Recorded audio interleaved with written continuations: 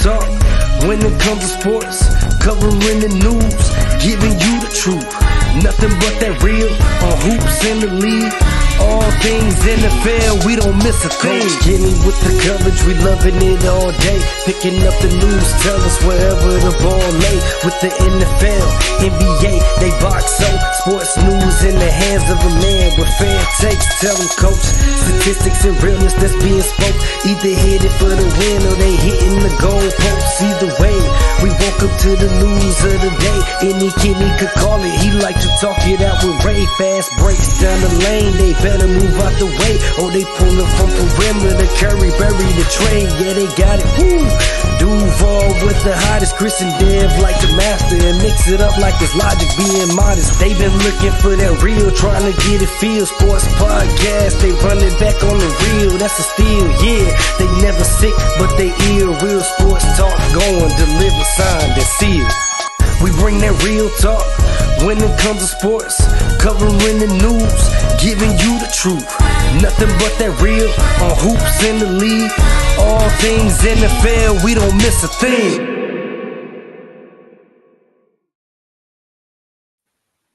What's going on, everybody? My name is Christopher Brown. I'm with my guy Kenny. Excuse me, Dev gonna be here in a little bit, and today we're gonna bring you some real talk. So, Kenny, how you doing? Man, I'm good. It's always great to be on with my guys, and always ready to talk some sports and give that real talk. Absolutely, man. I'm feeling the same way. Before we get started, anything you got going on, Coach Kenny, let the people know. Yeah, for sure. So, we got the Any Key Video Show, which is the place and platform for independent creatives. We got a new episode that's dropping on my timeline on tomorrow. I interviewed Ulysses Owens Jr. live from the Juilliard School, which is, if anybody knows anything about music, that's one of the most prestigious schools in the country. Mm-hmm. So we talked to him. He's got a great band called Generation Y. They're like top number one on the charts right now with their new project. So just talked to him. We got a couple of other episodes that are out now. And then I need everybody to go on, if you're on YouTube, you're a YouTuber, go to Minds of Creativity and subscribe. We need you guys to subscribe to the channel. We're close to our 1K mark that we need. So we need everybody to go right now. If you're watching, go right now, or whenever you see this, go now and subscribe, because we're putting out more content. And indie artists, holla at me. Anybody that's in the independent space, no matter what genre, that's what the show is for, the platform is for. So just holla at me. If you got some visuals, we'll get you on. We'll talk to you. You get to promote your stuff. Definitely go tap in. I see you doing, some great things. Dev, how you doing this evening? What it is, fellas? What's good with y'all? We good, man. How you? How you? I'm cool. Man, busy. Coach, what's up, Coach? Yeah, we got another coach in the ranks. And as Coach just announced, man, as everybody get ready to know, I will be officially throwing my name into the coaching rank to be coaching my boys in the next basketball season for them. So I can't wait to step into that challenge. Coach, I'm gonna need some pointers from you, man. So I got you. Whatever you need, just holler at me. Yes, sir. I'll tell you this right off the rip. I'm sorry, Chris. No, go ahead. I'm gonna tell you quick right off the rip. The most important thing that you can do is Yeah, I'm serious, man. You can beat people by being in shape. No, that's a fact. I would say three things. One, be organized. Mm-hmm. Two, be consistent. And then three, hold everybody accountable. Treat everybody the same way. Oh yeah, most definitely. Yeah. Now those three things, I think if you do that, then everything else will take care of itself. Oh yeah, I kind of feel that way now, because like I say, even with their coach's absence, they let me allowed to take over the team for a couple of games. It was pretty decent. It was pretty cool. I was able to see the game from a different point of view now. It was totally different. I was seeing things. I was like, dang, I don't think I would have seen that if I was on the court. For sure. So it was really different. Most definitely, I gotta find some vocal lessons, man, because oh man, like I don't see how Doc Rivers can talk like that, man. Like it was truly good that my sons went undefeated, man. That was something like big time. They went undefeated, then stepped into the playoffs was a different atmosphere. They never took the gas off the pedal. You know what I mean? They strapped in on defense. They bought in onto the system, and one of my sons really impressed me in the championship game. Like he did 2 no-look passes, and I did not know that he had that in him. I'm looking to see what exactly way he was looking at, but when he dished it off to the left, I was like, oh, I didn't know you seen that. Okay, good one. And then he hit his brother off with a nice no-look pass underneath the basket to give him his points. I was like, damn, that's the brother connection I've been looking for the whole entire season. There we go. Not only just my sons, my daughter also and her team won their volleyball tournament, man. They won their age group, what was it, 15 to 17 volleyball tournament, man. And came together like towards the end of the season. They was just started spanking teams. Like they was getting teams out of there on their second sets. I was like, dang, it was like this is what I'm talking about. And then for them to go in that tournament and swept everybody, like no sets was won against them in that tournament. That's dominating. That is dominating. So shout out to my kids, man. They really showed me true competitive champions that they is installed in them, and I can't wait for us to step into the next level. My boys is getting ready to transition back into football, and my daughter said she's gonna keep this volleyball going until next high school season, and she's gonna try out for the team again. Awesome. Wish him best of luck. My advice to you with coaching, man, just watch Coach Carter. short, quick, simple, man. Watch Coach Carter, man. You can learn some things. Hey, man, I already got in my mind like on day one, we're going straight into defense. It's cardio and defense. We're gonna work on the offense a little later, like maybe about game 2 or something. But I want to make sure that our defense is real solid. Yeah. Another thing I would say is YouTube is your best friend. Anything you want to know in terms of like sets to use, like, offense, defense, zone sets, man sets. Also, if you're on X/Twitter, that's another place to get a lot of you could get plays from there as well, because those are both tools that I use for my guys. All right, bet. I'm gonna look into that. Appreciate the not. No problem. Before we move on, Dev, anything you want to plug, anything you got going on for yourself outside of ASAP that you want to tell the folks so they can tap in? Oh, man, my 120th thought will be dropping tomorrow at 5 p.m. Eastern Standard Time, man. Trust me, you're going to want to check this out. I'm going to be talking about Justice Fields and the Chicago Bears situation. I think that the Chicago Bears is making a bad move, but we're going to talk about him. Going to be talking about the free agencies, and I can't believe that how many running backs had really went in the first 24 hours of their legal tampering, man. Like, remember last year we was talking about how the running back values was underappreciated, and now look at them. 8 running backs came off the board. I'm gonna be talking about NCAA college, man. How I felt like the women's side was the best side this year, man. Straight up and down, I feel like the women's has got some great up and coming talents, not only just in the college level, but in the high school level that's also coming out. So tune into that. I'm gonna be giving my little insights on Haney and Garcia fight, who I feel like is gonna win that fight, and what round and why I feel like he gonna win that fight. And y'all gotta check out my random thought, man. I swear, my random thought is gonna really wow y'all. Okay. I dug deep into this. Okay. Coach, you will love this because you're gonna be like, I can't believe that this young lady did this. Okay. Oh man. All right. That's a great tease. That's a great tease right there. So yes, please check that out tomorrow at 5 p.m. Eastern Standard Time on YouTube or any podcast platform that you can get your audio on.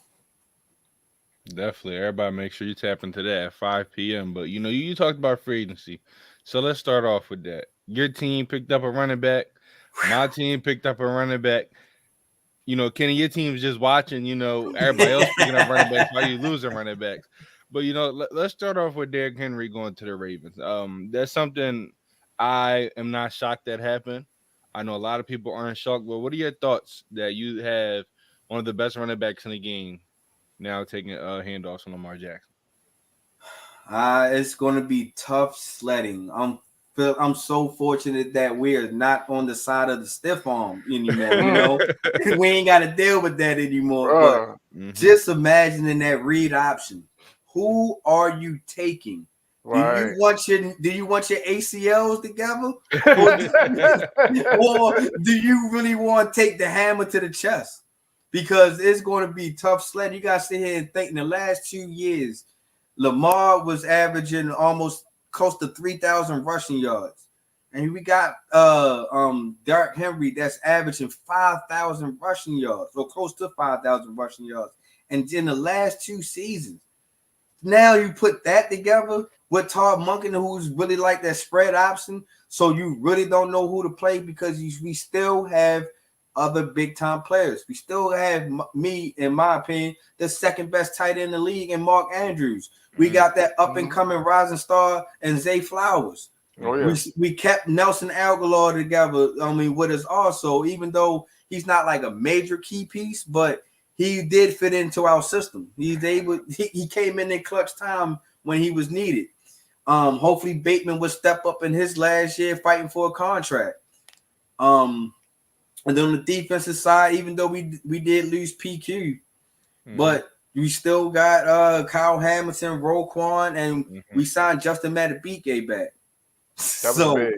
And everything. It seems like everything is starting to come together for the Ravens. We still got some holes that I feel like we need to cover up.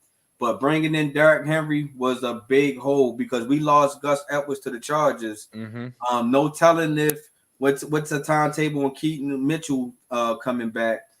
It's still, I'm hearing little rumors. It's still toss up of J.K. Dobbins still potentially coming back. So, and we still got Justice Hill, I believe, on our roster. So I feel like we still need to add another stout running back behind Derrick Henry because he's not going to be your every down back, which he, he's up in that age range. He shouldn't be your every down back, but I can see 4.5 yards of carry coming out of this offense for him. Oh, for sure. Easily. And he won't have to carry as big of a load offensively in terms of running the ball because you got Lamar, to your point, that read option. Like, you got to pick your poison. Yeah. And you have a complete offense, too. I think with Tennessee, Tom was stupid. He's not going to get – I mean – it's not about – the thing about it is the reps. He's going to get his reps that what he needs to get. And it ain't going to be force-fed that every time that it's 3rd and 1, it has to go to Derrick Henry. You know what I mean? It's like 80% of the time, yes, it might go to Derrick Henry, but just imagine you got people keep sleeping on Pat Ricard.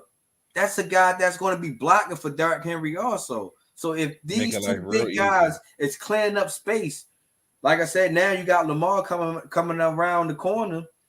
Who, like I said, who do you really take? So Derrick Henry was a big signing. Only thing we need to do is now focus on this offensive line because we lost John Simpson and we traded away Moses back to the Jets. So we got to figure out this offensive lineman situation. So hopefully going into the draft, that's what we're going to be focusing on. Yeah, I think that's one that, and to me, that wide receiver position, I still want y'all to get another guy that can really contribute. You let go corner also. Yeah, the corner. Yeah, but Lamar, man, you got to capitalize. It's Lamar. Yeah, you got to give as many choices as possible going into the year because right now, me personally, I'm not even looking at the Ravens. There's no disrespect, but Lamar and the Ravens, same thing the Eagles, but they really let me down in the playoffs. And so right now, I'm not too much worried about what they're doing. I just want to see it on the field. But, when I'm looking at bringing in Derrick Henry, like you said, the offensive line, a lot of his wear and tear is because he had to run the ball every single play. But when you have a quarterback like Lamar Jackson, when you have guys like Zay Flowers, and they have guys like Mark Andrews, Of course. I mean, that shouldn't even be a discussion. Right. two different tiers. Well, somewhat it can be a discussion. You gotta sit here and think. Gus wasn't no slouch. He was averaging over 4.5 yards a carry. He wasn't no slouch, but he's not no Derrick Henry. But he Right. did get 13 touchdowns last year too. So You I ain't saying absolutely that. right. I'm not saying that Gus Edwards is the Derrick Henry, but Gus Edwards wasn't no slouch either. He was most definitely loved here. He wasn't no slouch. He did his job, but when you bring in a guy that is a leading rusher, 2,000-yard rusher, it's a lot. It's going to be a difference maker, especially when he doesn't have to carry the ball as many times as he did at Tennessee. I think he's going to be more efficient. And Right. so he's not. It's not going to be a 1-yard run, 2-yard run, then a 10-yard run. You're going to see 5-yard runs, 6-yard runs, then a 20-yard run. I think this is going to be the best version of Derrick Henry as long as you capitalize on the offensive side, bringing in some more offensive linemen. You don't want to have him having the same situation in Tennessee. This offense is going to be scary because, like you said, read option, you lost. You lost. It's no picking one. You lost. It's over with. It's over with, honestly. Yeah, I say, what do you choose? Your ACL or your chest? Pretty much. Pretty much. That's it. And can you imagine if How they do put Zay Flowers in that? Yeah, in the triple option. You got to pick the three of them. Oh, With a my motion? Gosh. Ooh. even if you put Justice Hill or Keaton Mitchell back there, Yeah. that's still gonna be scary. And that was my next question. Losing, PQ on the defensive side, how do you think that's going to affect y'all? Because he bought out. He bought out. I love y'all two linebacker system, honestly.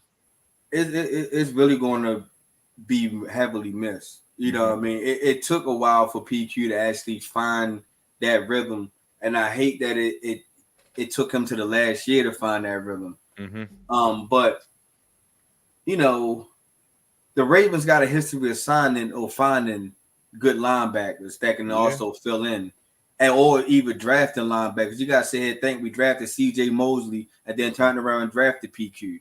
Mm-hmm. So we always find a way to find. All the way back to Ray Lewis. Yeah, we always found a way to find a good match for Roquan, because most definitely Roquan, he elevated his game also, which elevated the defense. So hopefully Malik Harrison really can step up this year, because the door is wide open for him right now to actually take that inside linebacker position with Roquan. But most definitely, like I said, going in the draft, and also we gotta also figure out what type of schemes that Orr is really going to run. This is his first year being a defensive coordinator, so it's going to take some adjustments. It's going to take some little bit of time. It's not going to be just like how Mike McDonald just pretty much had last year. You know what I mean? It's going to be some holes because we lost some key players like a Geno Stone. Mm-hmm. Also is a guy that we lost to the in division. We also lost Ronald Darby, who went to the Jaguars, who was a good key addition to us last year. So it's losing PQ was most definitely like a dagger to the defense, but we still got good key pieces in Kyle Hamilton, Roquan. I keep imagining we signed Matt BK. We still got Marcus Williams when he's healthy. I'm just hoping that we can also find some edge rushers and some corners to go ahead and fill in some of them spots on that defensive side. So what's your expectations for this team? Is it Super Bowl or bust? It's always going to be Super Bowl bust. Okay. You know what I mean? Long as Lamar has signed that contract extension, it's Super Bowl bust for us. You know what I mean? Yeah. So it's all in. And like Coach said, give him as much tools or toys that you can possibly give him, so he can most definitely show that he's that dynamic quarterback, because we've seen that he went up from a 58% completion percentage to a 61 this year. Mm-hmm. So you can see that he can progress. He already started checking off boxes to show y'all, like, I can throw this pass as long as his wide receiver can get open. So everything is like I said, Super Bowl is always going to be a Super Bowl bust for us from here on out until the next quarterback regime comes in. Yeah. Kenny. Yeah, that's right. The only Cowboys fan. I mean, what are y'all doing right now? No, we cannot. Whoa, no, we cannot. We cannot skip you. What are your thoughts right now on the free agency? On a scale of 1 to 10, how mad are you at Jerry Jones? Let me ask you that first. 15. Oh my goodness. We, Hey, I y'all mean, just Chris, signed Devin White, Chris. I Oh ain't even yeah. know Oh, that. that's why. Oh, I know. Trust you me. know what I'm saying? Why you think I went to go switch and find my little Eagles jersey real quick? This Brother, trust me. that right Trust me. there is the reason why I'm at a 15 with this guy. The game has passed him by. Go sit down somewhere. Go drink some Ensure. Go It's- get some Metamucil. Go go play some golf. Go spend time with your grandkids. Do something. Anything but be the face of this franchise because you are asleep at the wheel. Mhm. We signed Michael Hendricks when Devin White is out there. Like we shopping at the clearance aisle, and you're the same, and it's the same guy that's talking about we all in. Make it make sense. I'm just so over this dude, man. Like for real, like, and I'm trying not to get aggravated. I said I'm emotionally detached, but every time these things happen, it just sends me right Oh back. my goodness. I'm over this dude, man. Dang, man, I missed a lot on NFL tip today. I ain't know Sam Howell got traded. Yeah. Oh yeah. Armstead went to the Jaguars. Yeah. Hey, Kenny, you might as well go ahead and become a Jaguars fan now. Bruh. That's how you down, man. Nobody be mad at you. Nobody be mad I'm at you. thinking, listen, man, I'm a loyal dude, but this dude is testing my loyalty at the highest level. So I already said it. Chris, you know, when we was on last week, I Mhm. said we will not win a Super Bowl until this guy retires. You did say it. And we all I'm agree on with you. record. It might be longer than that, but I get where you're going. I mean, as Eagles fan, I love the fact that you're doing nothing. But but as a football fan, I just don't understand how you allow all this talent to go by and you sign nobody. And it's not like it's a lack of money issue. You know, some teams their excuse is the money, the money. You're the most profitable organization in the And you NFL can by far. restructure. You can You can restructure restructure who contracts you to can do get whatever great you cap want. space. You claim to have all this power. You can do all the great magical things, Mr. Jerry Jones, but one thing you cannot do is produce a winning football team. Not a regular season, but a team to win it all. And I think this year, the way it's starting to look like it's going to be no different, unless somehow they work some miracles. I mean, you're the only team in the division that hasn't even we're going to talk about the Commanders, but even the Giants, bringing in Burns, they're trying to make strides to doing anything. And we sitting out here. You got, excuse me, you got all of these running backs out here. Running backs is a position of need. You let your Mhm. starting running back walk. You could have had Derrick Could have Henry. had Derrick Henry. The man lives in Dallas. You could have had Josh Jacobs.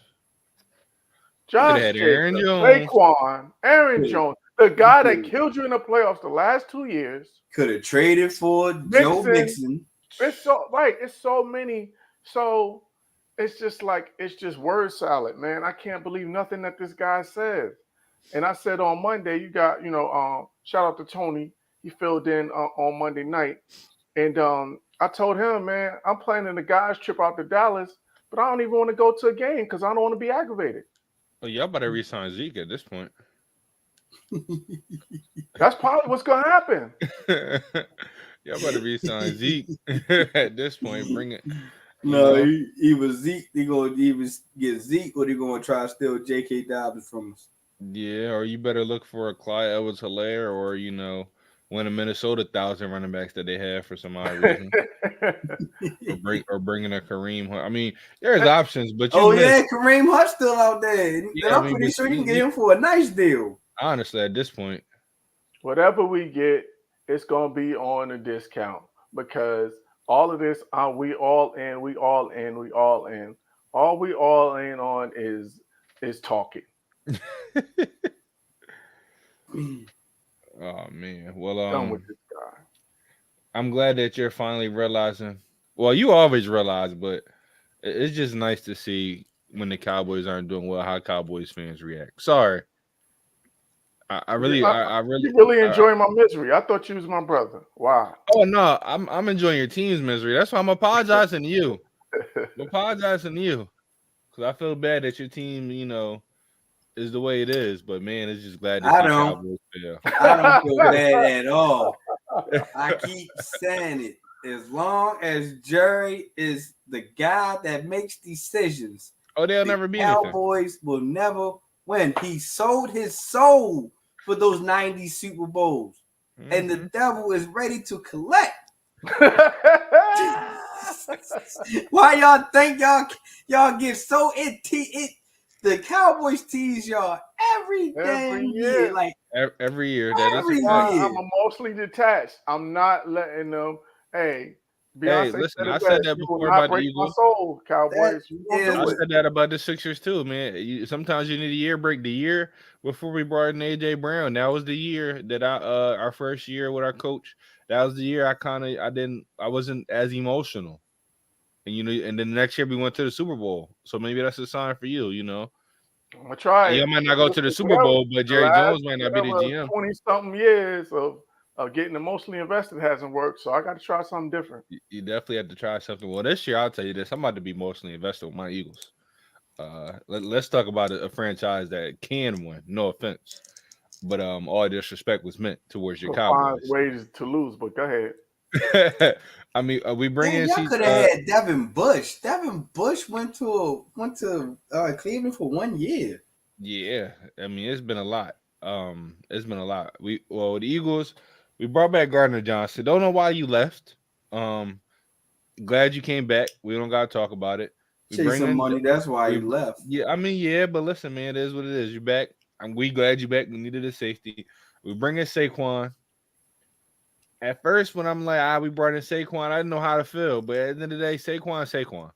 And as much as DeAndre Swift, he's a Philly guy. The Cowboys are the LA Angels of the NFL. Oh, that's low. That's low. That's low. Hey, Damien, you're a Bears fan, so Yeah, calm it that's down. low. But as much as DeAndre Swift, he's a Philly guy, and I love what he did this year. Saquon is Saquon. And speaking of Chicago, we lost two guys to Chicago, but I think we upgraded. I think Saquon's an upgrade from Swift. I think Gardner Johnson's an upgrade from Byard, and we brought in Devin White. I've been saying for years that we need a linebacker. For years on end, we need a linebacker, and I love the addition of White. This team, I'm not going to say that we're Super Bowl contenders just yet.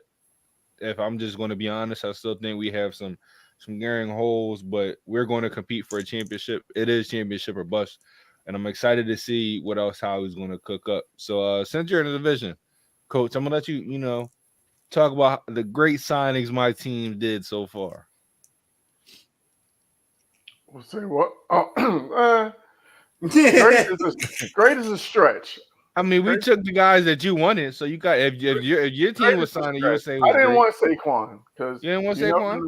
No, because you don't know if he can stay healthy. Behind a healthy offensive line, I believe he can stay healthy.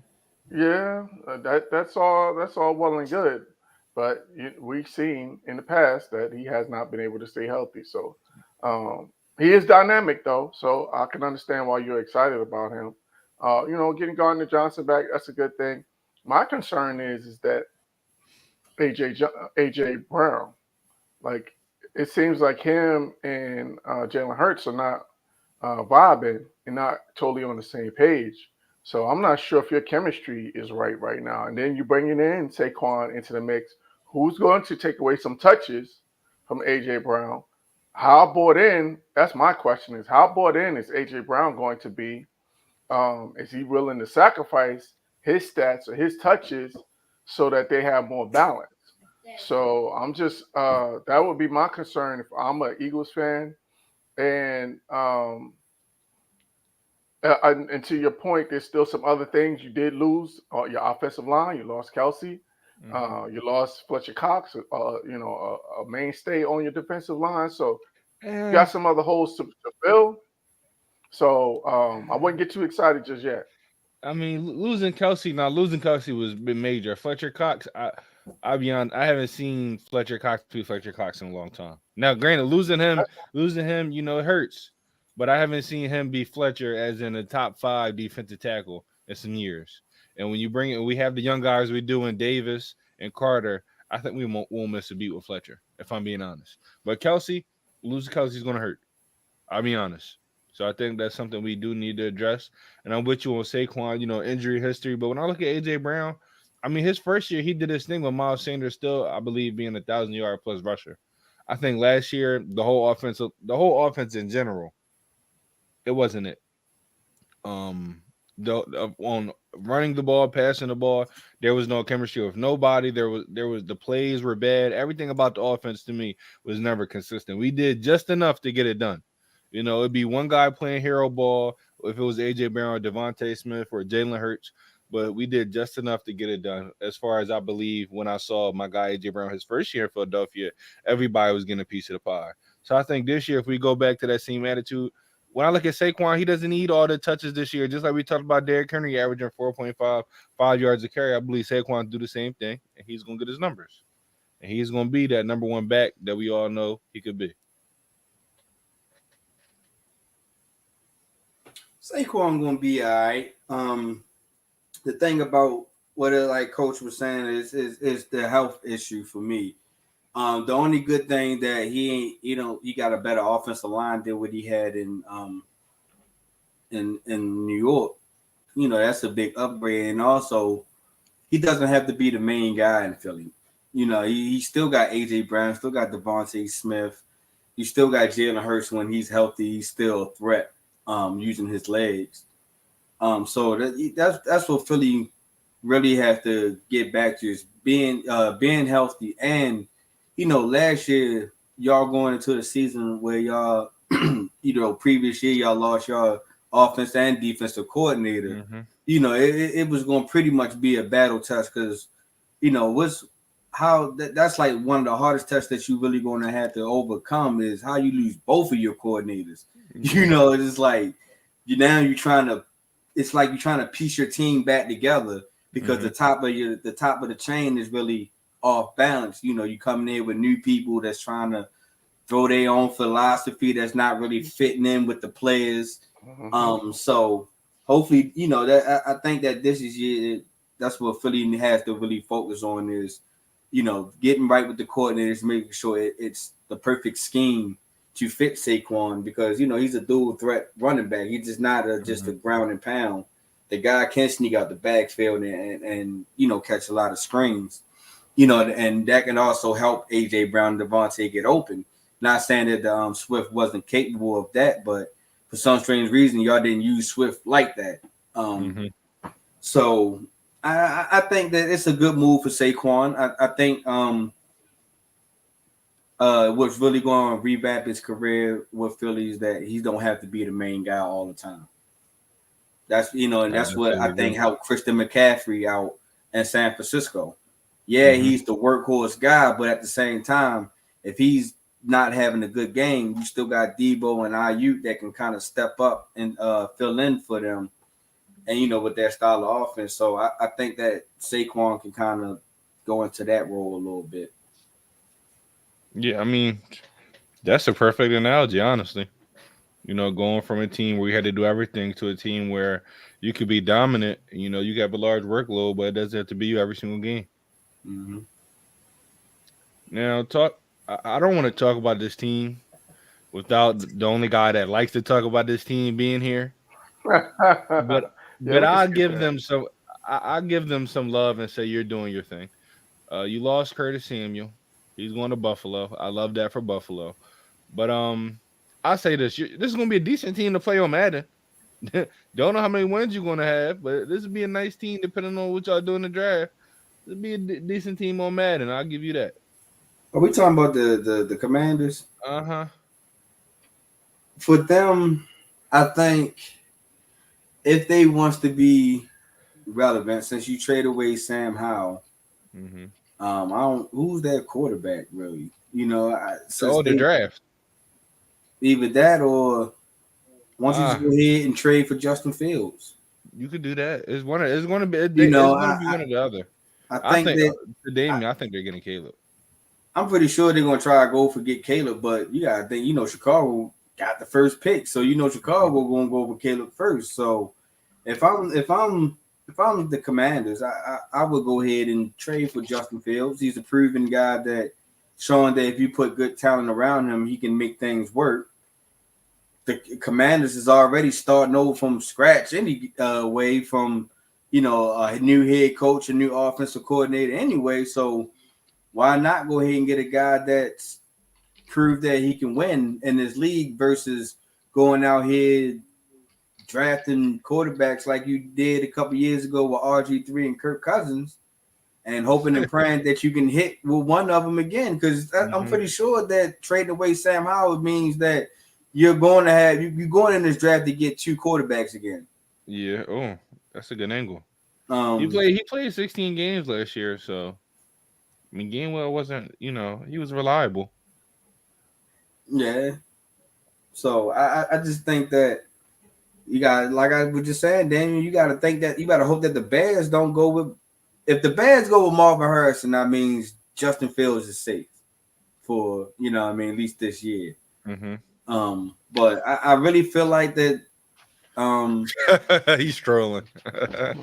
This guy. Here's my thing on that one. The Falcons had a chance to go ahead and get Lamar.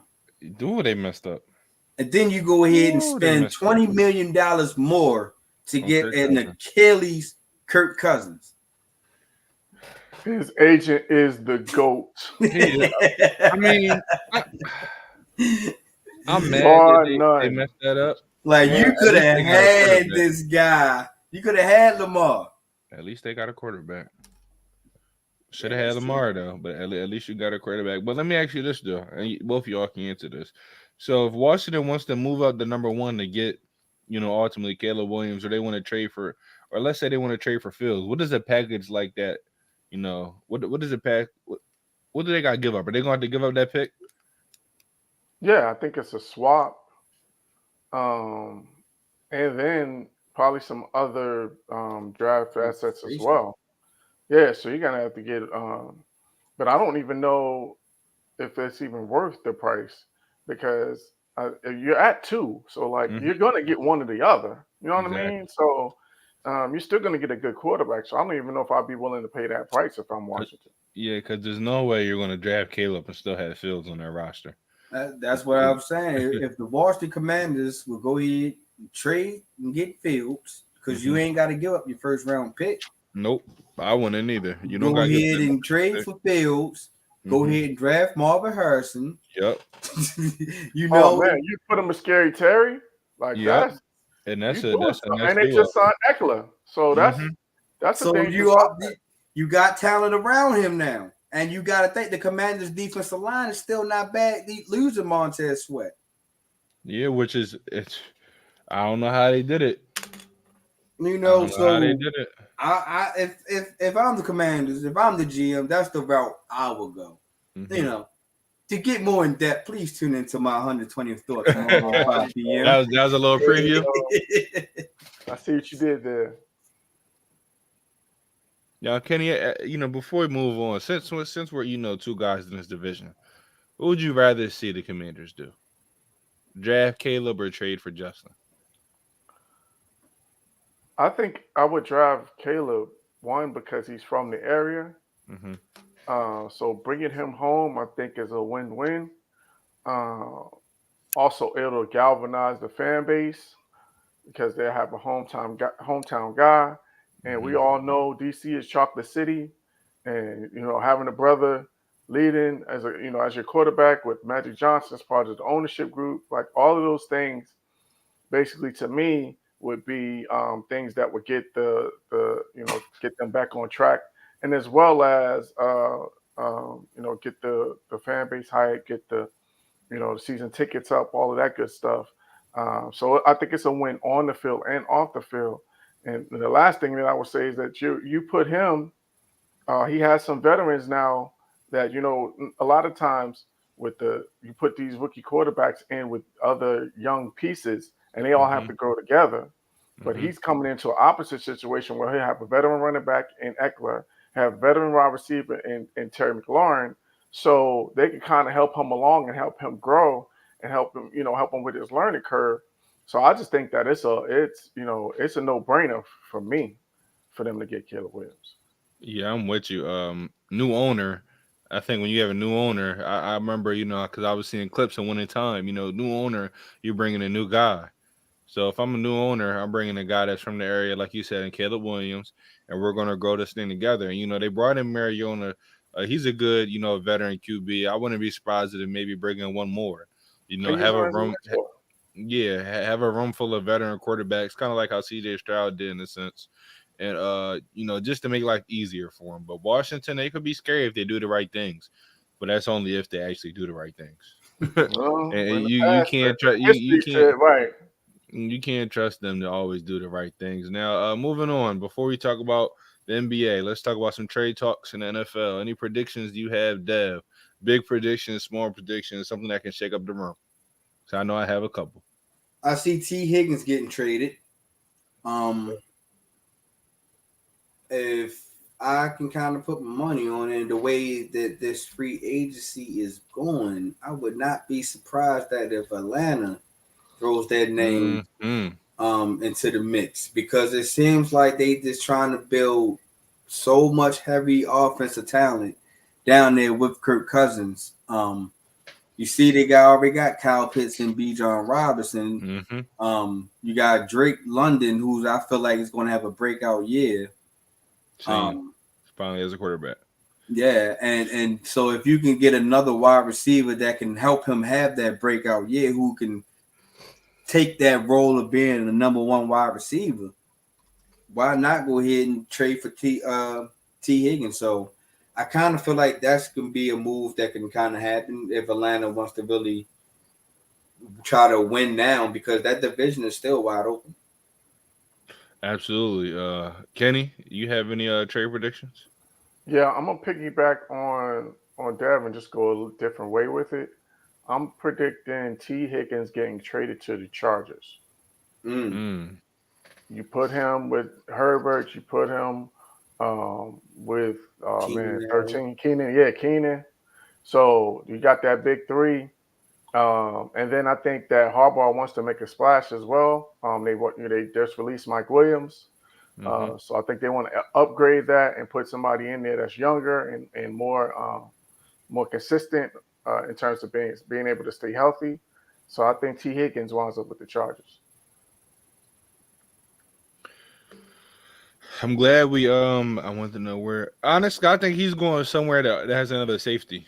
I think he wants to be somewhere he could be a dynamic duo with, honestly. And there's a couple places that has. We got Kyle Hamilton. Come to Philadelphia. We got Gardner Johnson back. Kenny, I know y'all have nothing, so y'all not really in this race. You got one more time, man. You got one more time. But for me, the guy I really wanted to see make a move was Calvin Ridley. He's going to Tennessee. I think he was just chasing that bag. Oh yeah. He was Jacksonville didn't bite. Yeah, and I'm not mad at all that money he lost from gambling. He lost, exactly. So I'm not mad at him going to get that bag. I'm with y'all on Higgins, but I honestly think Justin Jefferson will not be in Minnesota. Yeah, I can see that. They would have to unload all the money they have in the bank and more, which I don't think that's going to affect, because I think he's going to be $100 million wide receiver. And I think he's going to a team that's at least a top 10 quarterback, And there's a couple places I have in mind. You see Jamar Chase throwing his name. Yeah. trying to get him to wheel him down. If Higgins is out of there, I could see that happening. The Chiefs let go MVS. You still got to worry about what to do with Tyler Boyd also in Cincinnati. Yeah. So that's why I say Cincinnati. I think if those guys go, they wouldn't mind bringing in the Chase. I mean, Justin Jefferson for Chicago for number 1 pick. The thing about that, you guys, the Chicago Bears got to be all in with Justin Fields. Exactly. Right. But we talked about this. We said somebody's going to get fired behind this move, and we all said wherever you go with, you have to go all in. So if Fields is your guy, I'm not even mad at that, honestly. Just imagine Justin Jefferson and DJ Moore. Ooh, that would be nasty. That's dynamic. That's dynamic. And you got Justin. And you got Justin Fields that can get his little somewhat like a Lamar and CJ Stroud on too. So and you have a nice tight end. I was just about to say Komet's a solid tight end. You brought in a running back to help that running game that was struggling. So I mean, listen, Damon, you didn't said some wild things, but that one, if they're going to be all in on Fields, I wouldn't mind that. But I think Justin Jefferson is going to he's going to make a splash, bro. If he re-signs with Minnesota, let's just say I'll be surprised. I'll be surprised. You know what I'd be surprised about too? What happened? Well, I was just talking about Atlanta. What Atlanta like? You know what? Because they got number 8 pick, right? Reunite them. Yeah. Reunite Kirk Cousins. You know why not? I mean, but you can't get that if you trade. How would you get Marvin Harrison? You can't Marvin Harrison. Yeah, you can't get Marvin Harrison. You get Justin Jefferson. So you only get 2 of the 3. You got to pick. You got to take your pick. You can't be too greedy, my guy. You trying to stick your hand back in the cookie jar. We just gave you a nice praise, yo. Wait, what pick does Atlanta have? Atlanta has the number 8 pick. I mean, they could do that if we're being honest. They could do that. Like, why not do it? Because I would do it at this point. Why not do it? I would just fully commit on a rebuild. You can still get a wide receiver at 8 if Minnesota wants to go that route. You can go to quarterback and wide receiver for the future. Yeah. So but that's only in the perfect world because it sounds like Chicago is not all in. I don't even know what they're all in about. I think they don't even know what they're going to do. If you ask me. Yeah, I mean, like I said, if I'm them, I would just go ahead draft Marvin Harrison to pair him up with DJ Moore. That is true. You know, and build around your guy. And you already. That's what I would do. You know, we keep saying put talent around Justin Fields. Why not bring some young talent? Exactly. That'll give you time to figure out in the next 2 years if Justin Fields your guy or not. Mm-hmm. And you still already go save your money if he's not your guy, that you can put your money into Marvin Harrison. Mm-hmm. And you can try to find a way to keep DJ Moore until you find your guy. Because somebody's going to come about, but like he's not But I don't think Justin Fields is no Sam Darnold. I think he could be like a Hurts, like a Lamar. I keep saying with these style of quarterbacks that are these dynamic, you have to surround them with talent. I like we did AJ Brown, like y'all did with Zay Flowers. You attempted to do that with Odell, and he had AJ Brown. Yeah. So you just surround him with some talent. But I feel like every week we're going to be talking about this until it's draft day. Pretty much. And who knows what's going to happen. I feel like it'd be funny if something happens that nobody predicted. It'd be hilarious. But let's talk about some basketball. And when I saw this topic, I laughed because this is the team that I picked to, make it to the finals. But I don't know if this is the team. So let me ask you this, Kenny. Are the Clippers the biggest threat to the Nuggets in the Western Conference? I say yes, only if everyone is able to stay healthy. Mm-hmm. Like they have the talent, they have the size, even with they got the young center that can kind of to give the Joker some, He's strong. I'll give him that. Yeah, make it work. Make it tough for him. He's not going. You're not going to stop him, but at least try to slow him down. And then you got those 2 big wing defenders in terms of Kawhi and PG. You got a shot maker in and a facilitator in Harden. Like everything is there, and you got a great coach in Mhm. Ty Lue. So everything is in place for them to do it. But they got to stay healthy because now that we see, Kawhi's now dealing with back spasms or back issues. That's scary because we see He's playing tonight, but you're right though. That is scary. and with back spasms, and I'm someone that deals with back issues. Like you never know when And it it's can going flare to, up. when it's going to flare. And then at the end of the day, you're always going to be jumping, so that's going to impact your back. So it's always going to be something that's going to be up in the air. And it's going to be, a little. Uh, they're going to be really. They're going to have to maintain it. And he's going to have to do everything that he needs to do in terms of the maintenance for it. But having said all of that, I Mhm. believe healthy and when is Russ back? I think he's going to be out into the playoffs.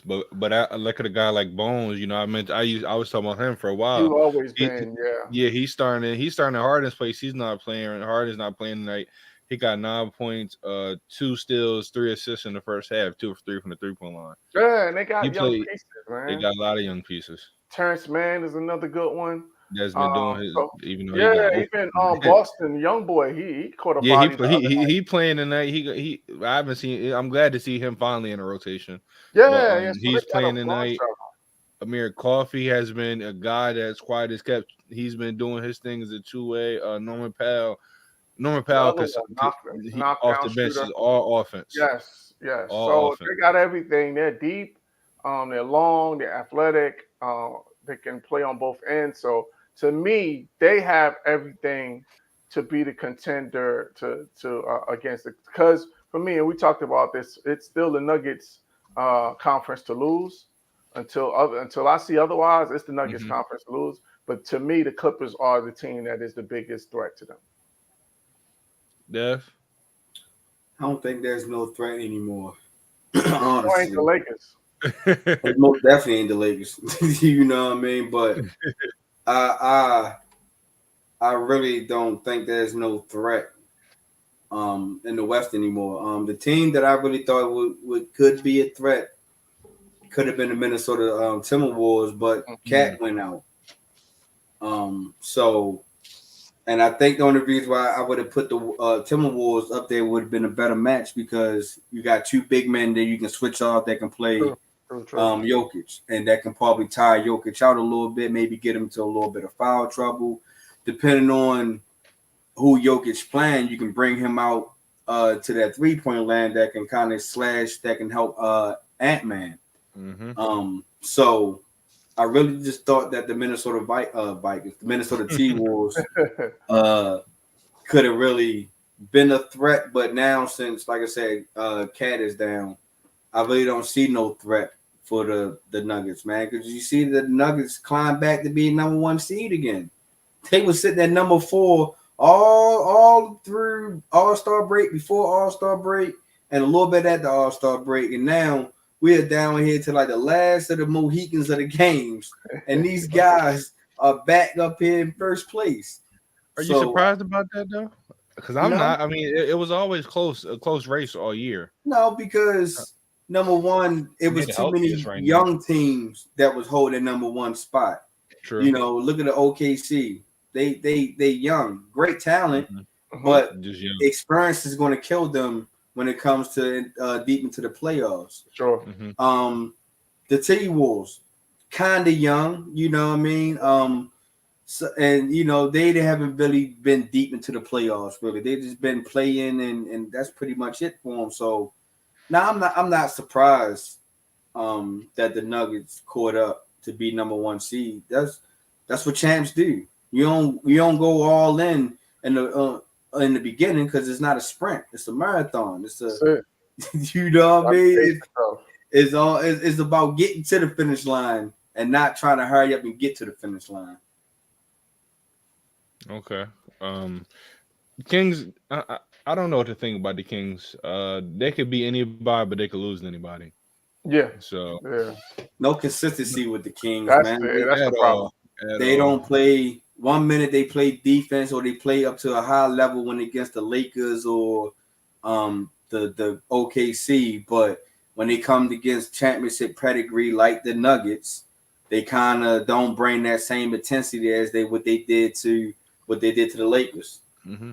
Or I've seen them play a championship level team, super competitive, then play low to their competition and get blown out. Mm-hmm. So like you said, consistency is not key for them. But for me, for this question, I mean, when I look at the Clippers, they could beat anybody. It's just one health, and how are you going to play in the fourth quarter? Are you going to be efficient in the fourth quarter? You're probably going to go ISO, because the only player that can play off the ball honestly probably is Paul George. The rest of I see Kawhi have open shots, but he needs to get in rhythm before he shoots. Get test the mid range. It still goes in, but he's a rhythm player. So how are you going to play in the fourth quarter to maximize all your possessions? I do think they're a huge mismatch problem for the Nuggets. Yes, the Nuggets have Jokic, but we have 4 guys, and you don't have 4 defenders. Your only defender is honestly Aaron Gordon. KCP, you're not guarding none of those guys. You're not going to guard a Harden. You're not going to guard a Paul George. Russell Westbrook, he's still going to get to a spot when he comes off the bench. You have nobody on the bench to answer for that. So I think the Clippers, honestly, with their rotation of bigs, of Plumlee, of Theist, of Dice, and then of Zubac, they have to wear out Jokic. You got to make him fight for every possession. You have to offensive rebound. You have to use all the fouls you have. You have to make him work on both ends of the floor. When it comes to pick and rolls, you got to dive hard to the basket and try to get him in foul trouble. That is your best bet. But I was with you on this. You got something to say, Kenny? I was just going to say, I think the other thing that you have to do with Jokic is make him play in space. So you gotta lift your big and run those high pick and rolls to make him have to guard in space, because the further he is from the basket, the less effective he is. And that was going to be my other team. I feel like if this team is able to stay healthy, we talk about health. That's really the case with almost every team outside of the Nuggets. But once they get going, I mean, I look at this Phoenix team, and I look at what Bol has done off the bench. We talk about playing in space. And last time I checked, he had 10 points in 8 minutes. 10 points, 8 minutes, 2 for 2 from the 3-point line. We talk about playing in space. If he's able to stretch the floor out, if Nurkic is able, to put up, we got 15 rebounds, 6 assists. If he's able to bang with Nikola Jokic, we talk about a team that can really be a threat to them. Why not the Suns? We talk about efficient scoring. Kevin Durant, Bradley Beal, Devin Booker are some of the most efficient scorers we have in basketball. They don't take extra dribbles. They get right to their spots. They all can play off ball. They all can catch and shoot. Once you get Eric Gordon back, who I think that's the guy that they're missing off the bench. That's huge. Yeah, once they get him back, and Royce O'Neal's been struggling as lately, but when he came to that team, he was money. And he's the role player that you need, because he's going to defend multiple positions. He can make extra pass. He can knock down the open shot. So when I look at teams that's a threat, to me, my top 2 teams are the Clippers and the Suns.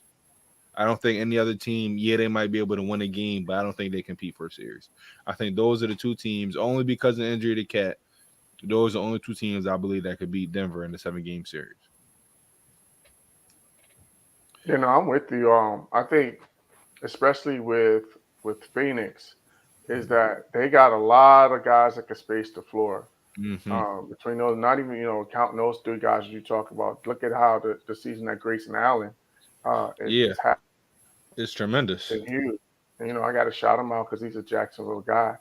But he's been tremendous off the bench. And then I think the key is, and you mentioned Royce O'Neal, those type of guys, like, they're going to be left open. Like, you have to knock down shots to keep that defense honest. Because if those guys are not knocking down those shots, and that's what happens in the playoffs, you guys know, is that it's always the others, to use a Shaq term, it's always those guys that make the difference in the playoffs in terms of when they're hitting shots, that's the team that winds up winning games. And when I look at the standings right now, you have Denver at 1. You have Phoenix at 7, Dallas at 8, LA at 9, and Golden State at 10. The way it looks, let's just say 7, 8. Let's say it's Dallas at 8. I'll be honest. As much as I said, I talked about Phoenix and the Clippers, Dallas is a team. I don't really think nobody wants to play them in a 7-game series because Luka is going to do what Luka does. Kyrie had fun with that, and they brought in, we talked about having bigs. They have they have about 3 bigs that they can throw in. Gaffer's going to bang, Lively is going to bang, Powell's going to bang. Not to say they're going to beat Denver, but I think Dallas. Make it tough for them. Yeah, Dallas. I think their main thing at the deadline was to bring size. I do think they need help at that wing position, but I think the emphasis, honestly, at the deadline for what I saw when you bring in PJ Washington, you bring in Gaffer, was to add more size. And there's only one team you need that size for, and that's Denver. Yes. So I think they're not afraid to play Denver in their first round. I think Phoenix is afraid to play Denver. I know one team that's afraid to play Denver, and that's the Lakers. That's the Lakers. So if they end up in they're not afraid to play him. We just can't beat them. I mean, that's the point. Y'all can't beat them at all. It is. I mean, it looked like one guy might be a little bit afraid, but we can save that for another day. Nah, which one guy we talking about? Oh, the guy that needs to be the guy. Who? AD should be averaging 35 and 15 against any big he goes against in the playoffs. 30 and 15. He should. But he won't. It's not even that. When he does, it's not efficient enough to take over a game. You know what I mean? He can average 25 and 14 and 15 and everything in that nature. It's just not as dominant to take over a game. Because he averaged this. You know what I mean? It's not like he's street booty or anything in that nature. This guy is no longer really street clothes this year. He actually played a lot of games this year. He's top 5 in defensive player of the year for me. I mean, he's in that category, but at the same time, it's just not dominant enough. Nope. To take over. It's just he don't dominate the game. It's like that first year he was here was by far his best year. Needs to leave. I don't agree with that. Damian, because you can easily build the team around. When you have a guy like a Luka, we have guys like that. It's kind of easier to build a team around them. I think. Absolutely. And you put you got him and Kyrie together for at least the next 4 years. You just got pieces around them. Just like look what Phoenix built around Kevin Durant and Devin Booker. Right. You bring in another guy, then you surround them with shooters and defense. Yep. But yeah, I mean, I'm not going to harp on AD because AD is the reason why he really solidified me being a Kentucky fan. I just want to see more, but I don't know how much more. I mean, yeah, I'm going to move on. He just hasn't been the same since that first year. But enough about your team. AD, is it all AD, or is this roster just not? Oh, I'm not blaming Anthony Davis on why this team is struggling. Not at all. Let me make that clear. I just was saying when he goes against these, dominant bigs and when it comes playoff time, everybody takes their game to the next step. I just need him to be better. That's all. Just take that next step. As like he did his first year. Like his first year there, and he showed flashes, last year. But really his first year there, he was so dominant in the playoffs. At one point in time, we was on the show saying he could be finals MVP. That's a fact. And we saw what he did. I know it's the in-season tournament, but I saw him take his game to a next level. I just want to see more of that. But I do not blame Anthony Davis for this team struggles whatsoever. Not at all. Like I said, he's been dominant this year. Top 3 in rebounds, top 20 in points.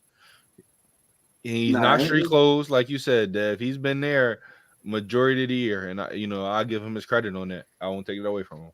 Yeah, you got to say anything. The roster was up and down. Where Gabe Vincent been at? That describes the roster. Has that dude played since he signed his contract? He only played the first month. I only seen him play about 2 to 3 games, and I haven't seen him since. Who knows? You got to think. Hachimura has been in and out. Vanderbilt has been in and out. Glad he signed that contract for him. Right. Who else, man? It's so many Wood. guys. We haven't seen Christian Wood in a few weeks. Don't know when we're going to see him again. Jackson Hayes, in and out. We don't have nobody that can stay consistent. LeBron, in and out. So it's you can't just blame it on AD. The roster just didn't work out this year. Yeah, which is shocking because I thought this roster going into the year on paper, going into the year, this roster. That's why you can't never judge a roster off paper. I think the other thing that we haven't talked about in terms of the biggest challenge or the problem with the Lakers has been D'Angelo Russell's inconsistency. I'll say that the past 2 months. He's been balling. 23 and 6. Past 2 months, 23 and 6. Right, but I'm saying that while he has been doing that, how long is that going to last before we see a dud, a 2-1, a 5? I think it's going to last. 2 for 10. I think he finally has his confidence back. I hope because you going from starting to off the bench to barely playing to 9-inch rotation. You know, the things he said about Darvin Ham. I mean, when you really go back and look at it, you can see was Darvin Ham really the guy? Because how do you start and then come off the bench? How do you barely play your third option? To me, he's by far the third option. I love Austin Reeves and what he does, but D'Angelo Russell is by far that third option. I thought Pippen Jr. and Shaq's son were. No, Pippen Jr. is on Memphis. Shaq's son is in the G League. Yeah. No, not saying that to take nothing away from him, but you know that's where they at right now. Yeah. But D'Lo. Is Darvin Ham being fired this year? That's the question. That's my question.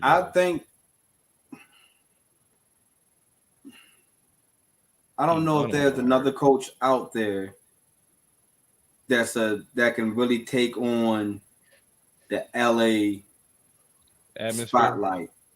You know, and I think that Donovan Ham thought he can really take on that spotlight.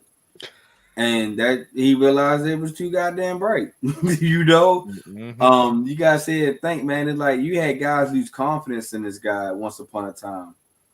And then I was reading that D'Lo pretty much didn't have a good relationship with Donovan Ham last year. And I forgot who he said that was kind of blocking. Dennis Schroeder. Yeah. That's the one. That's a good one. Oh, man. Yeah. I had my list ready of three coaches who I think could go in there and step up. Yeah, right Mark Jackson can go in there, but I think that Mark Jackson, he ain't going to want to take this job with an agent LeBron going out the door and AD doesn't have help. True. See, but that's why I look at the draft. I don't know how you don't draft Hami. And then you UCLA guy. That's because we keep on trading out draft picks away. Y'all had a pick. Y'all had a pick this year, and y'all drafted the wrong person. I'm not going to say I knew Hami was going to be this good, but I'm saying he's in your back. He's a UCLA guy. How is he not? If he's available, you got to take him just off the fact that how are you not scouting him the most? But coaching wise, I mean, he's on my list. Budenholzer's on my list, and Sam Cassell. I think he's going to get a job real soon. I think he could. I don't know, man. I think he's real comfortable being that assistant head coach. I don't really see nobody biting. I think nobody giving him a chance, though. I think he's capable of doing it. I just don't think he's gotten the opportunity. What about Budenholzer? Because I'm not going to lie. The past 2 years, the reason why they lost in the playoffs has been injury. And now, granted, they won their championship because of injury, but you know you lose Middleton. The other when you go against the Celtics, I believe 2 years ago, Giannis is hurt last year. So I mean, I'm not going to say that Billy Donovan. No way. No. Budenholzer is a championship. You need coach. a big personality. You need somebody that has the resume and the cachet. To me, Mark Jackson is the one. Yeah, because he has the resume, he has the cachet, he has the respect, and you know what? And he's a leader of men. Like he just knows how to empower guys. Like you see what he did with Stephen Clay. I think he would unleash AD. I think he would become a better version of himself under Mark Jackson. You know what the Lakers might wind up doing, man? He does play better with an old school coach. Go ahead. The Lakers will wind up going in a whole new stupid direction. They would do something with the Milwaukee Bucks did. They would sign Doc Rivers just because of his name. Because I don't think Doc is going to survive in Milwaukee. I honestly just don't. Yeah, he has to win a championship this year. He ain't going to win it. I'm saying that's the only way. You have to win a championship this year. He's not going to win have it. to win a championship. If if Milwaukee takes the team into a game 7, I guarantee everybody's going to scratch their head and be like, I don't know. Oh, everybody's putting their house on whoever they're playing in game 7. But Everybody's putting their house on it. But hold on though. Doc's never had Dame. He ain't never had Dame for game 7. No, not trying to hear it. Look, he had guys. No, you saying Dame, but he had a T-Mac, he had a Paul Pierce, he had closers, he had a Chris Paul, he had a James Harden, he had a James Harden, he had a Kawhi Leonard, he had a Kawhi Leonard, Dwight Howard, he had a Paul George. I mean, all them guys you talking about, to me, they're not closers. They're not closers like that. Not on a Dame level. T-Mac not a closer. T-Mac, but T-Mac, that was the first round. Paul Pierce not a closer. Paul Pierce was a closer. I'm saying the only one that you named as a closer to me was Paul Pierce. PG ain't no closer. Harden's not a closer. Kawhi's a closer. James Harden is not a closer. But they went to that was Ty Lue. They went to the conference final. Embiid was a closer. James Harden is not a closer. Chris Paul is not a closer. No, Chris Paul is not a closer. He's a point. No, Chris Paul no closer. We already seen he can't even. He got to wear street clothes that when it's time. He don't even play game 7. Usually 9 times out of 10 he wound up getting hurt. Man. So yeah, it's just Doc is in a tough situation. He's in a lose-lose. Yeah, this is almost an impossible situation. You're coming in mid-season. You're basically having training camp on the fly. These guys are learning you. You're learning them right in the middle of the season, right in the playoff push. Like this was just not a smart move for the Bucks. So I feel bad for him, but at the same time, like you took the job, so you got to deal with it. I don't feel bad for Doc. You cost me a championship, buddy. Oh, if I'm the Lakers, that's who I would go. I would definitely try to go get Spoelstra. Yeah, but he signed that contract. He's not. Yeah, he's not going nowhere. But I'm saying, like, you got to get somebody. We like to trade away our number 1 picks. Go ahead and trade our number 1 picks for Spoelstra. Bring Pat Riley back, man. We always do something stupid, so why not? How long since we're on this? Let's dig a little deeper. How long is Rob Pelinka? How long is his leash going to be? I mean, I outside of the Russell Westbrook trade, I don't really think he's done any bad moves. If I'm being honest, like outside, I think everybody can agree. I don't think we tried to make that trade make sense, but we all knew it wasn't a great basketball fit. But outside of that, I feel like he brought together the right role players. Hachimura, when he's playing, does his job. D'Lo, we seen what D'Lo could be. He's been doing his job. You brought in the AD. Vanderbilt, when he's healthy, we see could be on defense. Like, they just did not stay healthy this year. Christian Wood, he could bring offense off the bench. We've seen him when he caught his rhythm, give you 10+. I don't know where Gabe Vincent again. I do not know where Gabe Vincent is at. That one, yeah, he was. I do not blame Pelinka for that because when we saw that, we said he was what? Healthy. Yeah. What? Yeah, he had been healthy. Oh, that to me that was the thing that they needed off the bench because now they really don't have that guard off the bench, but he was going to be that guard for them. So I think honestly, I don't think he's really made any bad moves outside of the Westbrook trade. And I don't know if he was there when I don't know why you didn't keep Brandon Ingram. That'd be my only thing. No, he wasn't there for that one. No, he wasn't there for that. Then to me, all I could think of is the Westbrook trade, and then there's this recent draft. I don't know. I don't like this draft pick. That's what I'm saying. Like to me, what he's done well is get the stars. Yeah, like he's gotten AD, he's gotten LeBron. All of the other moves, and Dev talked about it before. You don't have any draft capital. You signed a lot of guys that haven't been able to stay healthy, that have been injury prone. You've taken a lot of risk on the guys that haven't panned out. So I'm not totally sold because I've always been of the mindset that I'm not sure if Pelinka is the credit that he gets. I'm not sure if he's so deserving of it because LeBron was coming in regardless. That didn't have nothing to do with Pelinka. That had more to do to me with the Magic than Pelinka. Absolutely. So I'm not giving him credit for that. And then AD, I'm giving more credit to LeBron for that too, because his agent is Rich Paul. Yeah. So that they orchestrated that whole situation. So to me, he's been riding the coattails of everybody else, everybody else's work, and the things the trades that he made. To your point, the Westbrook trade was a disaster. You have no draft capital. So like, for me, this roster and the way for them to move forward, it's not a sustainable model. So that goes to Pelinka. So let me ask you this: what's the future of the Lakers? Because we see where they're at right now. There, LeBron's not getting any younger. We don't know what he's really going to do this offseason free agency.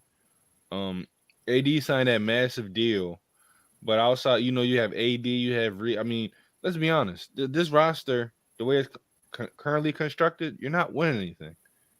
So, what do they have to do to go back relevant? Is it going to be another huge restart like what happened once Kobe retired, where you had this long dormant of years? Because you have Anthony Davis, but him by himself, we saw that with New Orleans. And that's when the West wasn't what it is right now. He barely made the playoffs then. So, Dev, what's next for them? You would have to most definitely go young, and you would have to go young early. Which means you would have to try to get these young talents that's out here, like trying to think of somebody off top, like what's my guy from the Rockets, like a Jalen Green.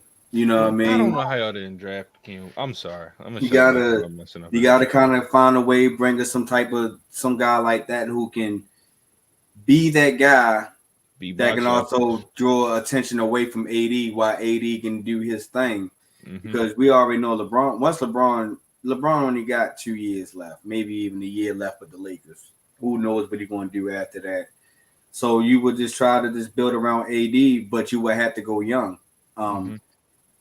And the Lakers are going to have to kind of realize that Austin Reeves is not that number one guy. He's a good maybe number 2, maybe number 3, depending on what type of night he's having. But you most definitely going to have to find a way to go young. You know what I mean? You missed the opportunity. You got to compete with, because you realize all the older vets are not the top guns in the division. It doesn't matter if you're in the Eastern Conference or the Western Conference. You got to sit here and think. The Thunder, these Shea and these young guys are number 2 in the West. Nobody really probably thought that these guys would be over a play-in spot. You got to sit here. The guys, y'all know my underdog guys, New Orleans. These guys held that number 5 spot for the longest, and they did it quietly too. The T-Wolves with Ant-Man and with the talent that they put around him. These guys are young, and these guys are getting up and down the court. These guys are scoring over 120 something points a game. So that's the only way that you're going to have to stay relevant, because the bully ball and trying to slow guys down, because the Lakers is not good in transition. So the only way you're going to have to get good in transition, you're going to have to get young guys that can run with the younger guys. You feel me? So I think that's the way the Lakers should start going soon. Once that LeBron era is over with, start going young fast. Find these young, good key pieces that can score. And there's one thing that you said that all those teams, they have in common, at least over these past couple of years. And I didn't say it 5 times in the past 5 minutes. They drafted right. OKC, majority of those guys outside of, Shea, they drafted.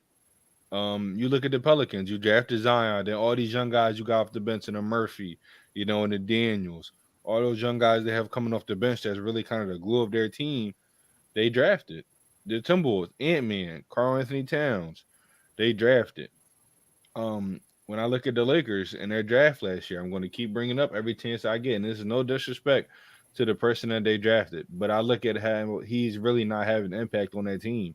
I'm looking at guys who was drafted after them after him, having an impact that could have a huge impact for the Lakers right now. I'm looking at Jaime Jaquez. I'm looking at Cam Whitmore. I'm looking at Marcus Sasser. I mean, I'm looking at it's just guys that really could have an impact on this team. Gigi Jackson. I mean, the list goes on. First and second round. Guys that are young, like you said, that have impact on this team. So whenever the Lakers have another draft pick, which who knows when that's going to be, but if I'm them, I may be looking to get some draft picks, acquire some picks, because you're in a lose-lose situation right now. Honestly, Yeah, but who's your asset that you move to get this? Because you can't. they don't even have Are you moving? Are you? Do you trade LeBron James and You try might to have to pull trade LeBron. pull like a Herschel Walker? You might have Are to you do a the trade Cowboys LeBron. and try to get a truckload of picks? They Y'all might have to want to trade sit AD. here and actually think that LeBron is going to get traded. They might have to trade If Anthony Davis it though. ain't no championship competitive team, LeBron ain't going. You think LeBron? You heard him. I'm just throwing it out there. You heard him I say think this on Anthony the Davis shop. will be traded. You heard him say this on his own show. If they was talking about trade him to the Magics, he's going to laugh and he's not going. I'm pretty sure he'll rethink about that situation now and the way the Orlando is playing this year. I'm about to say, and no state income taxes. That'll be a whole lot more in your check. But you actually think Go that back to Miami. It's too late to trade LeBron. It's too late. What about AD though? I think AD last deal or last year they might do a sign and trade or something. I think AD is not going to finish career with Los Angeles unless something major happens these next couple of years. I don't think he's going to. I think he's going. He has another team. Lakers can have Levine, Lonzo, Vooch. Y'all still going to be trash over there in Chicago. Right. Somebody not taking Lonzo back, man. He don't even know when he's coming back. Right. The dude. I feel bad for him. I had nothing to say. I'm not taking Levine because he can't finish the season. Another one best player they got over there is DeMar. Y'all sending DeMar over here? That's it. Let him come home. The thing about it is, here's my thing about DeMar, man. I like him, great talent, but he's not. Westbrook. He's a number 2. He's not a number 1. He can give you. He's consistent. He give you 20-something points a game, but it's not that strong 20-something points a game because you would think that Chicago will be at least more competitive, like Orlando Magic. Oh no! That Orlando has a roster and identity.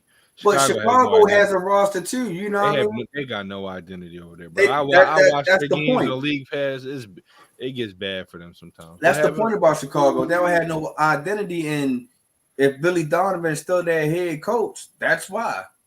You know what I mean? That was the whole reason why OKC was struggling with Russ and PG. They didn't have no identity. It was just go out there and hoop. Playing basketball. Yeah, it was 2 stars. But let's go from one major market in the West and transition to the East. The New York Knicks, Kenny, keep beating my Sixers in ugly games. It was a very ugly game. But let me ask you this: when I look at this roster, I think I said this after all the trades you made. I think they're the team that can compete best with Boston, in my opinion, over the Bucks. So, let me pull this up right here. Do you believe that they're a true, legitimate contender? I do. And it's not me being a homer. It's not me being a fan. This is me seeing this roster now with these new pieces. The only caveat I would say is whether or not Randall comes back. If he's able to come back, then I'm definitely believe we're contender. But if he's not, then it's going to be, we'll probably be more of a second round team in terms of the ceiling. But if he comes back, we could definitely make a run to the Eastern Conference Finals because you have all of the pieces in place now. You got a MVP caliber player in Jalen Brunson. You got OG now, that's giving you another perimeter option that can score, that can defend, that has length. Even Precious Achiuwa has come in and has really done a good job of bringing energy. DiVincenzo has been really good. Like we just got a really deep and a varied way of attacking you. So you can't key on one guy because any night you got a bunch of guys on the floor that can make plays. And then the other thing is that while I was I'm a left-hander, so I Hmm. always ride for lefties. We had too many lefties, Yeah. so you know what I'm saying. So making that trade has really like evened out the team, and where we're more diverse offensively, and of course with Coach Tibbs, they're gonna guard because you have to Hmm. guard in order to play for Tibbs. So I just think that we have everything in place. And then the other thing is, which is a pleasant surprise, was that I was concerned about Miles McBride. I wasn't sure if he was going to be able to be the backup to Jalen Brunson and bring that, and I thought that his shooting might have been wasn't on par enough for him to play at that level. But he's proven me wrong. And that Hmm. crossover that he did on Evan, what's Evan's last name? Mobley? Whew, Hold that in my and out. goodness. Oh, Hmm. Oh my goodness. Lord have mercy. That was one of the illest moves I've seen all year. So he's really coming into his own. You can see his confidence rising. And Shooting so 40% from the three. So yeah, so like we got everything in place. Um, and they saying that Mitch Robinson maybe coming back. And if he comes back, oh look out. this be the first time New York has had too many players, which is a good thing. Ain't a bad thing. It's not a bad thing at all. So, Dev, do you believe this team can be a legit contender? Long as health don't bite them. You know what I That's it. mean? That's it. Everybody. The thing about it is, as long as everybody can buy into the system, they know their role. They got to understand that Jalen Brunson is the guy. Hmm. But they also got to understand that while Jalen Brunson is the guy, that you're going to have to step up your role. You know what I mean? You got to make sure that you're cutting, being open, and being assertive. You can't just be sitting on the wing and be like, I hope he passed me the ball. I hope he passed me the ball. Do your thing, Jalen. Do your thing. But pass me the ball sometime.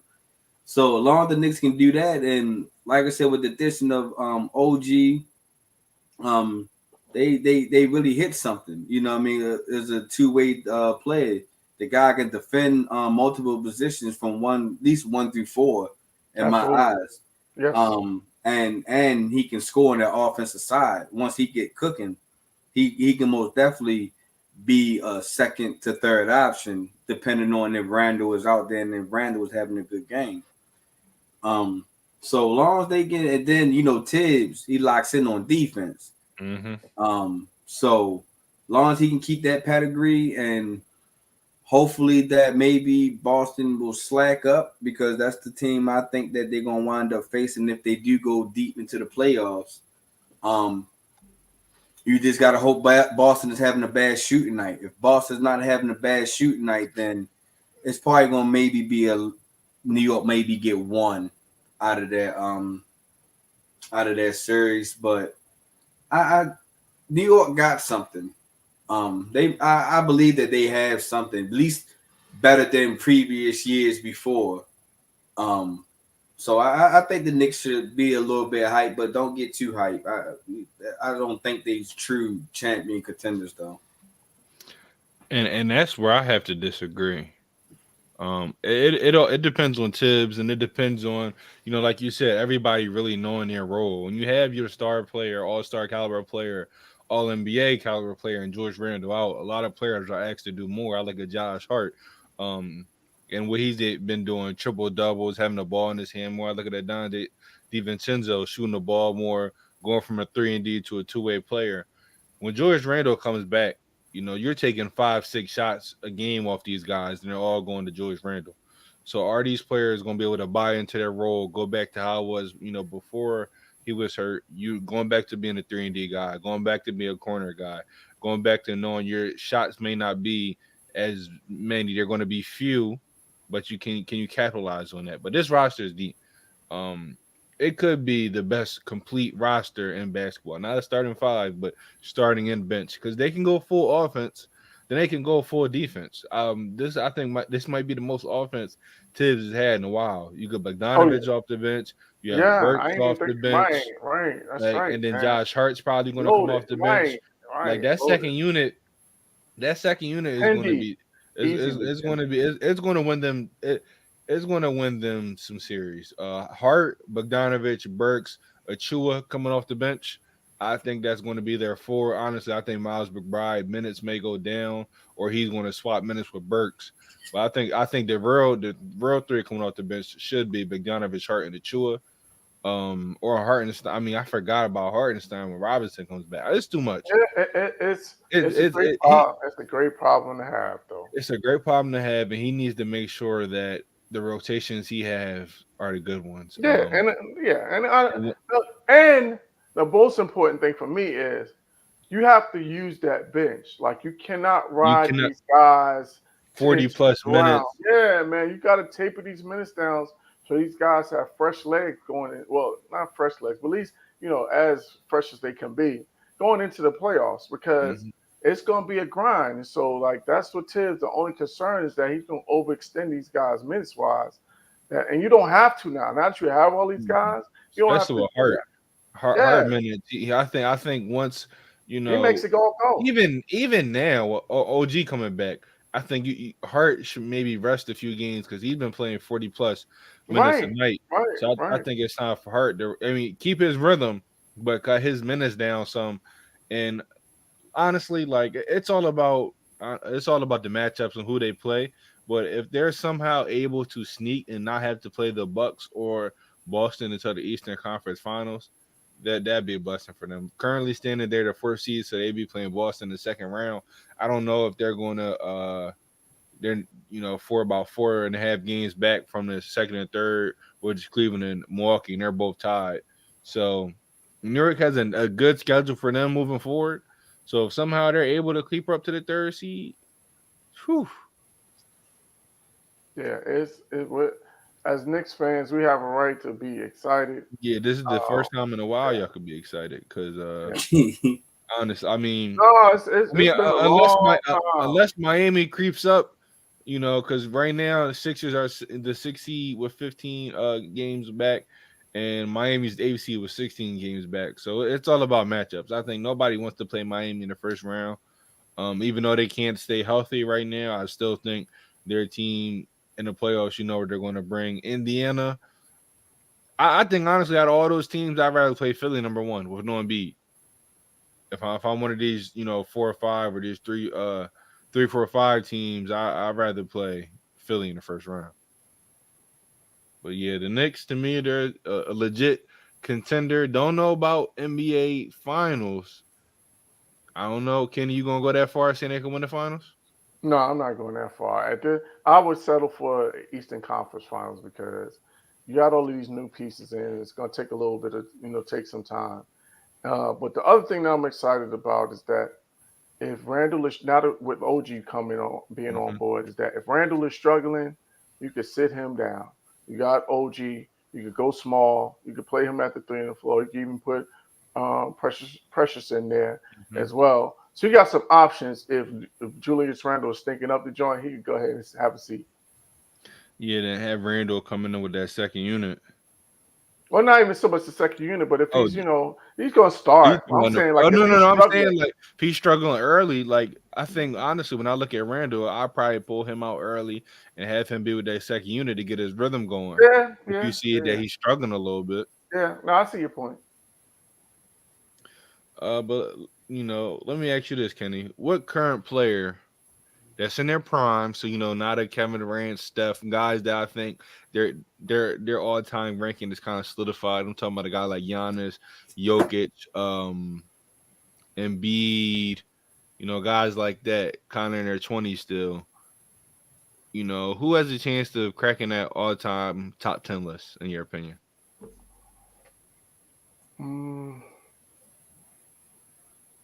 I'm going to go Jason Tatum. I think Jason Tatum has both the skill set, the mentality, the size, everything.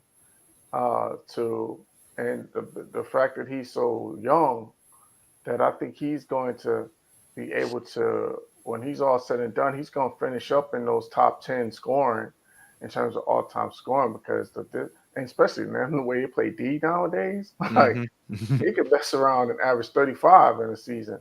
The way these guys are playing defense now, so I think he's the guy for me for sure that has a chance to be a top 10 all time. Dev. Coach took my answer, so I had to go pivot around to a different answer. I'm gonna go SGA. I've been raving about this guy Yes, sir. for the night for the last couple of weeks, and I really feel like SGA has really taken that step to be mentioned now. This year, this guy has been averaging over 30 in the last couple of months. This guy has put his team in position to be fighting for the number one seed towards the end of the season. And we seen that OKC is go as far as SGA go. And if he can stay healthy and stay assertive and stay on the course that he's been on, you see what the rewards that he's getting. So I think that SGA is going to be a guy that we're going to be talking about for the next couple of years, mentioning into the MVP conversations, being the next generational type player. I think he's going to be the franchise player for OKC for a nice little minute. So I ride with SGA. Okay, I like both those Not at answers. all. I like both those answers for a kind of guy that's already in his prime. I'm gonna go Giannis. Um, I think. I mean, he's just so dominant. It's kind of like, okay, you're over here with it. I feel like we did that with LeBron in Miami. I feel like people did that with MJ, did that with Shaq. Like, we know you're going to be so dominant. Let's talk about somebody else. And he's averaging like 30, 12, and 6. And we know what he is. So if he's able to add that jumper, not put so much wear and tear on his body, he's able to play, up until his mid to late 30s. He could be in that top 15 points. If he's able to get, another championship or two, as far as pure dominance, I think he might be able to crack that list. And if I'm gonna go a young guy, I'm gonna go Anthony Edwards. Mm-hmm. Ooh, yes, sir. I've been a fan. Different. Yeah. I'm in that high school mixtape Balls Life era. YouTube was all all Different. we was watching, and I remember watching him in high school. Like, oh man, he's something different. Watched him at Georgia, and we came into the league, just dominance. And you saw flashes since his rookie year. He's what Andrew Wiggins was supposed to be from Minnesota. Everything I'm seeing right now, I remember everybody was saying this about Andrew Wiggins, and you're seeing a guy that could be just as dominant as his offense on the defensive end. Like, that's what people really forget. You saw the game saving game winning block he had at Indiana. We see him not being afraid to guard LeBron or guard somebody else top player. He's going to give you 30 plus on the other end. So as much offense as he has, the potential he has to be great on offense, he's not scared to play defense, and he's really good at it. So I think, honestly, if he's able to, establish some winning seasons over there in Minnesota, if he decides to stay, I think he can easily crack into that top 10 list. I won't be surprised if he's a top 5 shooting guard before he retires. He's something different. I can agree with that. I just don't know if he's going to stay in Minnesota though. But Who does? Yeah, you're right about that. Who does? Cat is probably he's the only one that's been there. Maybe he's been there a little too long. But that's a wrap we got for today's show. Monday, we're gonna talk more about some free agency. We're gonna talk more about NBA. We're gonna have some more updates with boxing because it's getting closer and closer to that Devin Ryan Garcia fight, and it's been some wild stuff that's been going on. Mm-hmm. And then we could talk about that sparring footage. We could talk about Tank upcoming fight. There's a lot that's going on in the boxing world. I feel like Monday we're gonna talk a lot about boxing. So Kenny, Dev, any last thoughts? Just keep rocking with the show. Keep rocking with ASAP, and we want your brands and your services to be advertised and promoted. Holla at us. We got spots for y'all. We got ad spots. So holla at us because we ASAP is moving, like it's growing. It's large and large. I think we had like 12,000. I just saw in terms of Facebook, but over 1,000 YouTube. So you get a chance to get your product in front of a lot of people. So get at us. ASAP. We ain't going nowhere. No, we are not, Dev. To all my young ladies that's out here in Maryland, man, if you're interested in playing flag football, man, I have a great team that just been starting up. That is really advocating for the ladies to play flag football, because we all know that flag football is really becoming to a big name now. Absolutely. So any females that's down from the ages, I think it's from 13 to 18. You can most definitely follow me on my social media platforms, MTMO_sports podcast. I'm promoting them, trying to bring as much as ladies I can possibly get out there and show that ladies can play football and ladies do understand football. It's not just fellas out here. So check on my Instagram page for more information. Real quick before before I end it, I saw when I was in Tampa for the Super Bowl, I saw the females playing flag football. Yo, get after it. They nice. Boy. I saw. You remember earlier you talked about stiff arm or ACL. I saw juke, and I grabbed my knee like it was one of them. It was one of them. But before we end it off, I'm going to add a little parlay for y'all, for everybody that's watching, for this Thunder and Mavericks game that comes on at 10 o'clock. No Luka, by the way, which I'm not surprised, back to back. I'm going Gafford 10 points, Jalen Williams 18, Kyrie 25, Chet 15, Shea 30, Tim Hardaway 15, and Tim Hardaway 3 threes. And don't be surprised if you're one of those guys that like the straight bet. I would take Tim Hardaway to the moon. He's been a guy that's a rhythm player, and whenever a Kyrie or Luka's out, he gets the shots that he deserves. He hasn't been getting those shots lately, and today he's going to chuck. He's either going to be 6 for 12 from the 3-point line or 0 for 20. But either way, he's not going to stop putting those shots up. Also, look at a guy like PJ Washington putting shots up. All the role players right now for the Mavs. Oh my goodness! But Tim Hardaway, if you're a guy like to take straights, I think Tim Hardaway is going to go for at least 20-25 today. So money line or points? What's the spread? I mean, if you a spread type of person, let me see what the spread is. Is it reasonable?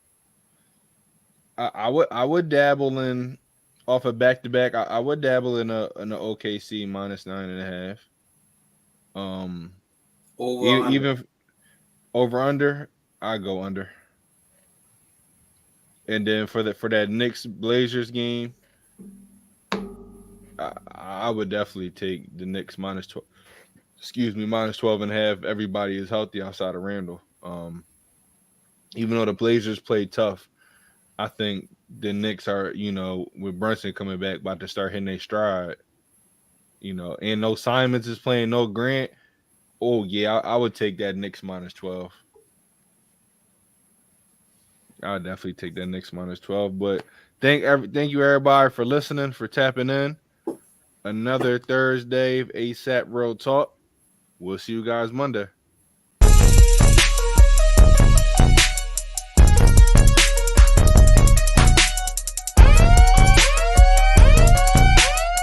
And the keys, tempo, ASAP, let's go. We bring that real talk when it comes to sports, covering the news, giving you the truth. Nothing but that real on hoops in the league. All things NFL, we don't miss a thing. Getting with the coverage, we loving it all day. Picking up the news, tell us wherever the ball lay. With the NFL, NBA, they box so. Sports news in the hands of a man with fair takes. Tell them, coach, statistics and realness that's being spoke. Either hit it for the win or they hitting the goalposts. Either way, we woke up to the news of the day. Any kid could call it, he like to talk it out with Ray. Fast breaks down the lane, they better move out the way, or they pulling from perimeter. Curry bury the trade, yeah, they got it. Woo!